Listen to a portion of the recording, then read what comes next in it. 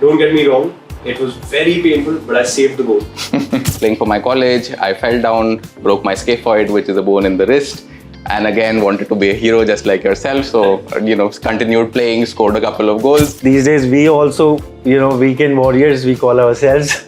So we also played artificial turfs. If it's possible to treat them without a surgery as well, because some people cannot afford to do a surgery, or it really changes them. ACL is actually really close to me because I myself has operated ACLs and actually non-operated ACLs.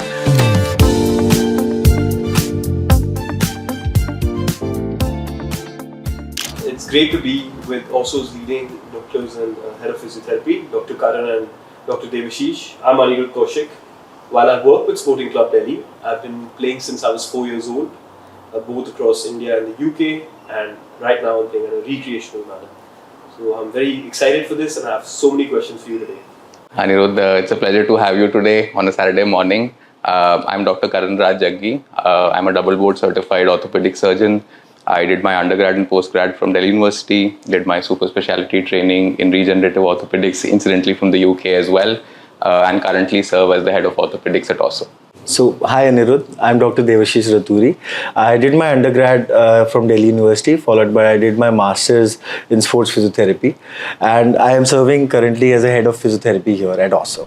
Doc, I have a very interesting question and one I've been so curious about. So when I was 4 years old, I started to play football, as I mentioned, and I used to obviously spend time with family, growing up in an Indian household. But there was this one time I had gone to see a family in a different state, and football to खेलना ही है छुट्टी में. I was the youngest and I opted to goalkeep, right? Because they said, you want to play, you started keeping. I said, no problem, I'll keep. And what happened is the ball hit my hand very hard. Don't get me wrong, it was very painful, but I saved the goal. But I tell you what, it was really hurting and I wanted to be brave. So the truth is, I did not realize how painful that was. So as players, sometimes we're not aware, okay, we've got such a heavy injury. So do you have any advice on how we can be more aware and what are the steps we should take as well? So, Anirudh, that's actually a great question, and I'll give you a small anecdote of my own as well. So I used to play a lot of football during my college times, haven't played since then.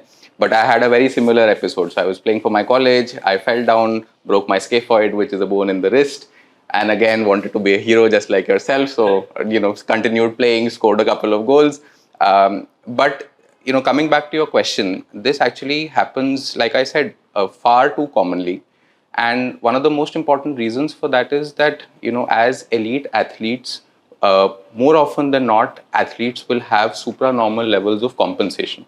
So their body obviously has the adrenaline rush, you have endorphins coursing through your body while you're playing during a tough game, and the fact that your body has the ability to compensate for minor injuries, and the fact that minor injuries, even something like a fracture, may not immediately destabilize, leads to athletes thinking that, look, I can actually play through this pain, and this doesn't seem like a fracture. मैं खेल तो रहा ही हूँ, it's fine. And that actually is a very dangerous way of looking at it. So my advice to elite athletes normally is to remember a very simple concept, which we like to call as the 3P concept, which is pinpoint persistent pain.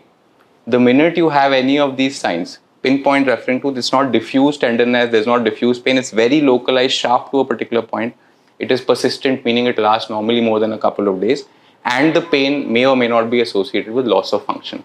So general advice is, don't overlook these injuries. Even fractures in some cases in elite athletes may not cause that degree of discomfort. Please get yourself checked out and do remember the 3P concept.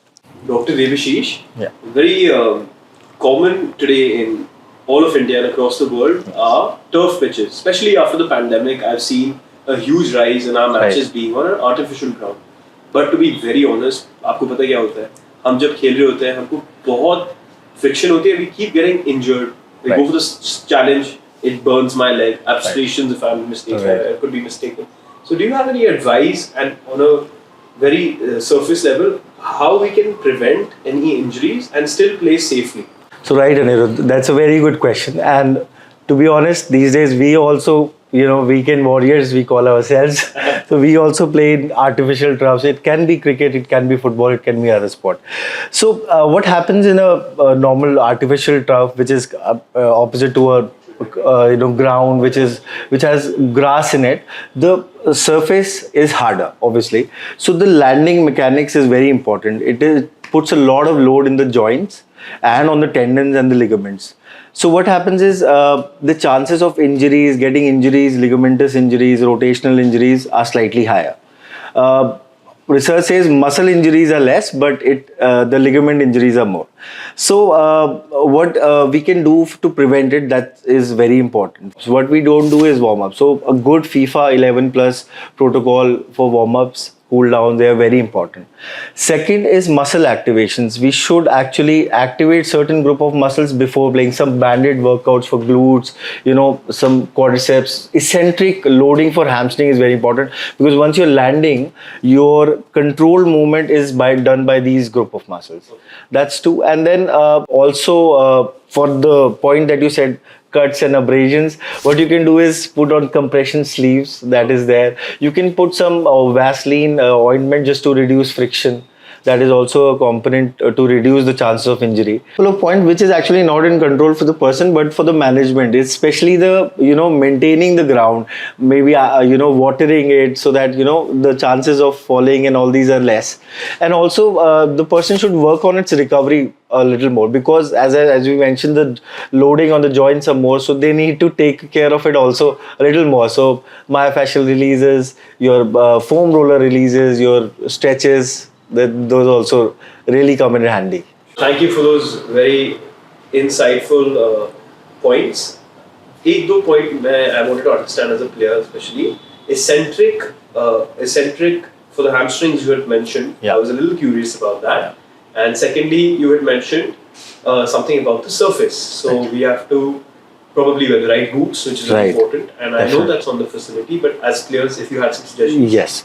So definitely that makes a lot of difference. So in the normal ground, the studs that footballers wear, the turf footwear is different. So if they have those, turf specific footwear, that really makes a lot of difference. Sure.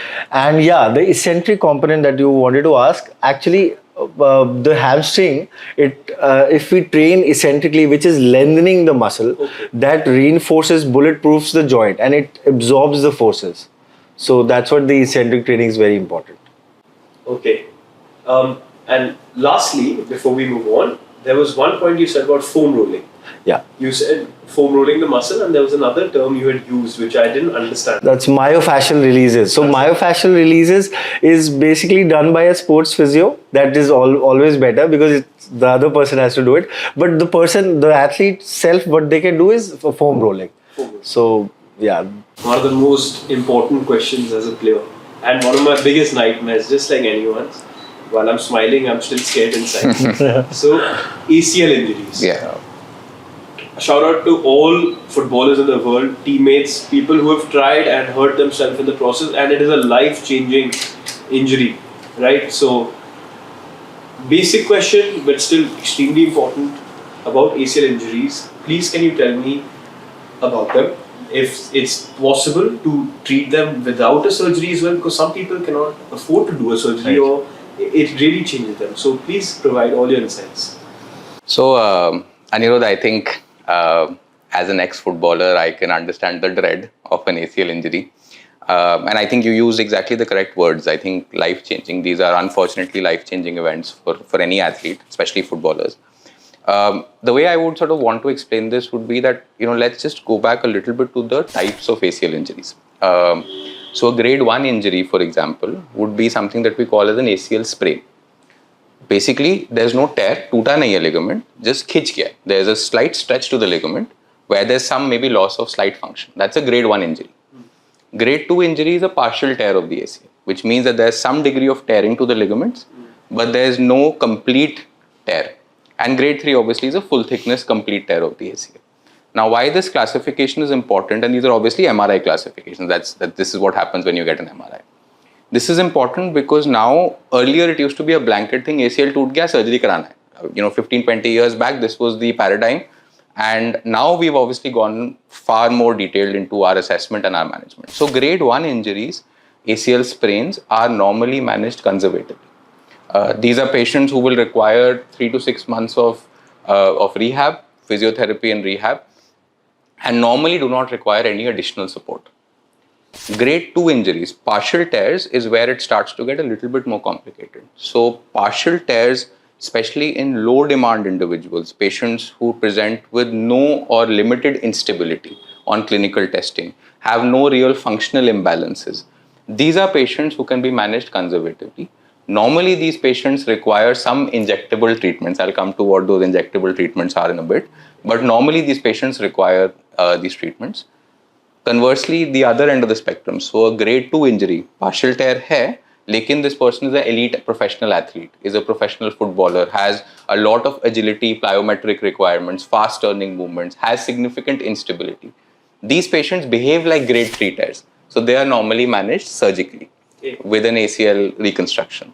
So that's the way I would sort of simplify this into a little bit of a decision tree for athletes. I think the take homes for athletes should be, whenever you feel that you have a knee injury or an ACL injury, wait about a week to 10 days before you get an MRI done. Don't get an MRI done in the first 7 to 10 days because there's a lot of inflammation in the knee. Don't rush to get an MRI done. Wait for 7 to 10 days, put your knee in a brace, speak to your treating orthopedic surgeon, and after 7 to 10 days, get an MRI done. Normally, a high quality MRI, 3 Tesla MRI, will give you very detailed assessment of the MRI, of the ACL, and you will be able to evaluate whether this is a grade 1, grade 2 or grade 3 tear. Then depending on your MRI findings, radiology findings and the clinical findings, instability, hai ke nahi, how much of sport do you have left in you, that's how you take a decision on how you should manage this. And just very quickly, Anirudh, to tell your viewers about the injectable options. So these are called orthobiologics. Ortho relating to orthopedics, biologics relating to stuff that's inside your own body. So the idea basically being that you're harnessing the body's own innate ability to heal, to regenerate. Some people might have heard about platelet-rich plasma, PRP, growth factor concentrate, GFC. Basically, we take your own blood, extract out the growth factors from it, and inject it back into your joints. These are not surgical procedures, these are outpatient procedures done in an outpatient setting, 15-minute procedures, quick day care, in and out, non-surgical. So these are some of the advantages of the regenerative procedures that we have available today. Now to talk a little bit more in detail about the physiotherapy part about non-operative ACL management. So obviously people know enough about physiotherapy for post an ACL reconstruction, post a surgery, but not everybody is aware of how do you manage ACL injuries non-surgically from a physiotherapy lens. And that's where I think there's nobody better than Devashish to talk about it. Yeah, Anirudh, that ACL is actually really, really close to me because I myself has operated ACLs and actually non-operated ACL. So specifics to physiotherapy, what really is important is what is the level of the play, what is the demands of the sport. For example, if the sport is linear or not, or it is contact sports such as football, basketball, or any cutting, pivoting is required or not. But now coming back to the specific point that if the person has a high demand activity and is choosing for a full-fledged non-surgical physio-led program, so what gives us a good picture is that the range of motion, the first phase which we address, the range of motion and the pain and inflammation, that is actually taken care of, which is shorter in duration for the rehab. Then we focus on hardcore strengthening of the muscles, followed by your proprioceptive training, your balance training, your then followed by your agility and landing drills. So this gives us a lot of idea that the person can cope or not. So again, copers and non-copers in this. Copers is after a normal proper rehab, they don't get the symptoms of the same instability and all that stuff. But non-copers, in which the demands are very high, they actually have to go, undergo surgery, and then post that is the full-fledged ACL rehab. So yeah, I think the key difference between rehab post a ACL surgery and rehab post a non-operative management of ACL or regenerative management of ACL is that after a surgery you actually want to protect the ACL, which means you're working a lot more on range of motion exercises, you are delaying agility and plyometrics, you're focusing on pain management. But after a regenerative procedure, you actually want to load the ACL to some extent, which means that you're actually doing a little bit more of loading. You are starting plyometrics agility drills slightly earlier, which is, I think, the fundamental difference between physiotherapy and rehab for patients who are managed operatively versus non-operatively. After a regenerative procedure, what happens is the pain and inflammation part is taken care of. So what we want is to load the ACL at the right time, and but on the contrast, in after post surgery, we want to protect the ACL, so that particular time is saved. So then we add the agility component, then the proprioception balance, and then balance and proprioception first, and then agility, and then is more important is sport specific drills. So you have to simulate what the athlete will go through for his sport, for his demands. So for the last phase you have to introduce sport specific drills so that we make sure that he doesn't get injured again. Dr. Karan, Dr. Devashish, those are some very helpful points. They're very intricate, but I've understood, and it's really broadened my horizon. So thank you for that. So another knee ligament, I keep saying it as if the doctors don't know, is the meniscus. And having so many athletes and so many players also getting meniscus tears. I have someone so close to me who had a lateral bucket handle meniscus tear, and they had to have a full surgery. And being outside, it's very difficult. So is there a way to address the knee injury without a surgery? And what are some other ways about meniscus which we can keep it safe? So that's a great question, Anirudh. You already mentioned that your friend had a bucket handle complex lateral meniscal tear. So the way that we divide meniscal tears normally is that if patients have simple tears, non-complex tears, and in the meniscus also there are different zones of the meniscus. I won't want to make this too medical, but white, white, and red, essentially depending on how much blood supply there is.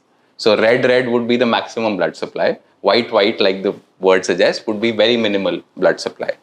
So the way you think about this is that patients who have complex tears, like your friend had, like a bucket handle tear, had tears in the white zone. Bucket handle tears normally also are in the white zone. Patients who are elite footballers, these are patients who are normally managed surgically. But conversely, if you look at the other end of the spectrum, patients who have simple tears, radial tears is what we call them, or longitudinal tears, simple tears, no complex tears, no significant locking, and no real complex sports demands, these patients can be managed non-operatively. So this is the way that we normally would like to think about meniscal tears. Doctor, thank you for those points, and in a very simple term, just when I actually समझ पाया उसको. So for our top physio, I have a question for you. Now we've discussed injuries, okay? I've got an idea of how they can be treated. But what about prevention? Why should we reach a stage where we are injured? Let's try and be strong and prevent it. So in a more professional way, what are some ways where we can prevent knee injuries, please?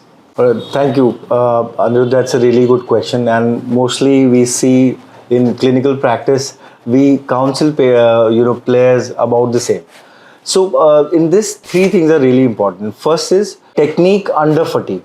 So most of the injuries happen once the athlete is tired. It happens in the second half when the body is fatigued. It could be many factors, but how the body is stable, how he is managing, how his techniques when he's landing, jumping, cutting, pivoting, once he is fatigued. So first is that.